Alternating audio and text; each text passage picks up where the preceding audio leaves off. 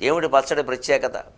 తీపి, కారం, చేదు, వగరు, ఉప్పు, పులుపు 6 రుచుల పచ్చడి చేస్తారు. గమనించండి, ఈ పచ్చడి అన్నంలో తినేది కాదు, దీన్ని కలుపుకోరు, కేవలం ఊరికే సేవిస్తారు. ఇది మళ్ళీ దైవ ప్రసాదం కూడా కాదు. ఉగాదికి దేవుడు లేడు, కాలపురుషుడు. ఊరికి కొత్త సంవత్సరం అని ఆనందంతో చేసుకునే పండుగ, దానికి దేవుడు లేడు. అలాగని దేవుడి గుళ్ళోకి వెళ్లకుండా ఉండవు. మామూలుగా వెళ్ళని వాడు కూడా ఉగాది నాడు గుళ్ళోకి వెళ్తాడు, ఎందుకంటే సంవత్సరం మొదటి రోజు. అంటే అందరు దేవుళ్ళు దీనికి దేవతలే. ఈ పచ్చడి ప్రత్యేకత ఏమిటంటే, ఈ రకరకాల రుచుల సమ్మేళనంగా నీ జీవితం సాగాలి.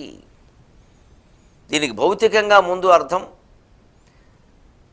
ఈ 6 రుచులు రోజు మన భోజనంలో ఉండేలా చూసుకోవాలి. ఆరోగ్యం బాగుంటుంది, తీపి ఉండాలి.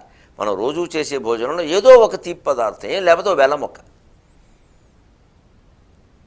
అలాగే కారం, అసలు నేను కారం పడదు తినలేను అనుకో